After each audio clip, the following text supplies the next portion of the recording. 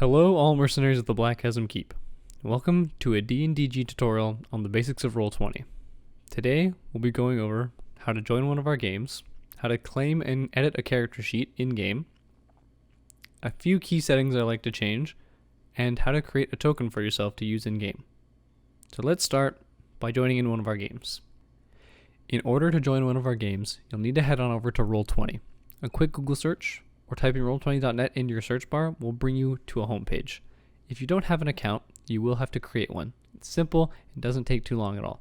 If you do have an account though, you'll be brought to this recent games page where you'll either have some if you've been a part of any, or you won't have any at all.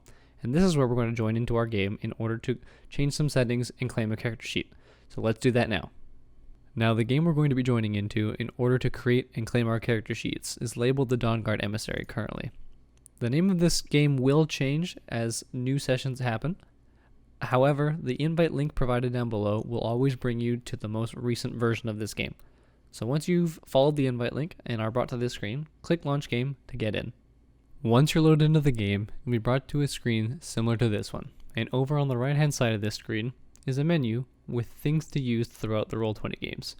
We'll be going over two of these menus, the Journals tab for character sheets and the Settings tab for some minor settings to change for yourself. Let's start with the Settings page. If you head onto the top, all over to the right to the gear wheel is the My Settings tab. Here there are a number of settings you can change that will suit your preferences, but I'm going to go over a couple that I think are good to change. So for starters, we have the display name. Now this is whatever name you want to use to show up in the chat. You can use your player name or you can use your character name. Then we're going to go down here and we have some basic settings. Enable 3D dice, automatically roll 3D dice are fun to have on because they allow physical representations of dice to be rolled along your game screen. For example, if I roll a d20, it pops up on my screen. Now that's a completely preferential setting, so enable that if you'd like. If you don't like or your computer can't handle it, leave it off. Enable chat timestamps so you can keep track of when things are being said. This is helpful for longer RP sessions rather than the combat sessions. And animated graphics for spell effects so that things come alive a little more on the screen. Then we're going to head down a little further to the broadcast section. And I want to broadcast to others. We want to set that to either video only, so you're only broadcasting your webcam because the voice chat in Roll20 is not as good as the Discord. Or we want to set this to nothing if you'd rather not have anything show up down here. And then I want to receive from others. We want to set this to video only as well because again, we don't want to receive voice through Roll20. Or you can set this to nothing as well if you'd rather not see other people's webcams down here. I'm going to leave it on video and we're going to reconnect. Now that you're done adjusting your settings the way you like them, we're going to go to claiming and creating a character sheet. So you're going to head back up to that top right menu and grab the second tab labeled Journal. Here you'll see the available journal section.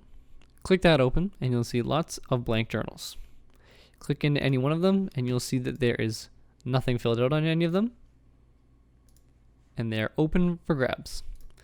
So, in order to claim your character sheet, you just want to pick one of these available journals. I'm going to pick the first one. And what you want to do is hit the edit button.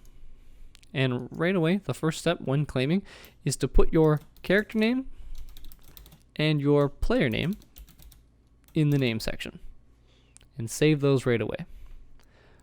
The reason we do this right away is because while they are in this available journal section, they don't actually belong to anyone specifically. So if someone else comes into the game and wants to make a character sheet, they could claim the same one as you at the same time and begin editing it alongside you. So you don't want that. So to avoid confusion, you want to first things first, name your character sheet so people can see that you're working on it.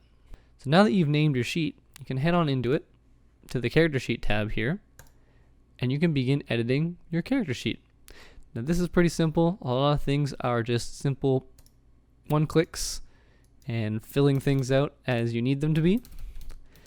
And this is no different than making a normal character sheet on pen and paper. And it's rather intuitive. Now more options will be available to you if you own the source books through Roll20. However, it's not difficult to go through and set things manually at all. Once you have your character sheet all set up and your journal claimed, the last thing you want to do is get a token for it. Now, if we head on over to the other link down in the description below, this rolladvantage.com/token stamp, this is a great, simple way to create a token for your character in Roll20. So we're going to start by uploading an image. Now, a quick Google search will bring up anything you're looking for, and I find that Pinterest is a great way to find photos for the tokens. I'm going to use this one that I already have. And there we go. Images on the artboard now. Go up here to click create your border. I'm going to choose this one. And you can do things like change the border color. So I'd like a nice blue token. You can change the background color of the canvas. This will show up if you have a transparent image or if you have any of the background showing behind your image. You can adjust your image how you see fit. You can also have a overlay. So if you wanted to have a green overlay over your entire image or a different color, you can. And you can change things like the opacity of both the border and the overlay.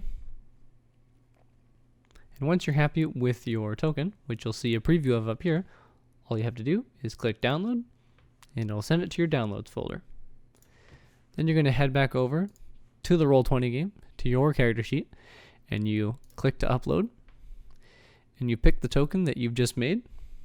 And once it's done uploading, it'll appear right next to your name and on your character sheet. Now you save those changes, and you have a token. And once you have a token, you can click and drag yourself onto the map, and your token will appear there. So those are some of the basics for Roll20 with the D&DG family. Creating and claiming a character sheet, changing a few minor settings, uploading a token, and joining one of our games. Thank you for watching this tutorial, and as always, we'll see you at the table.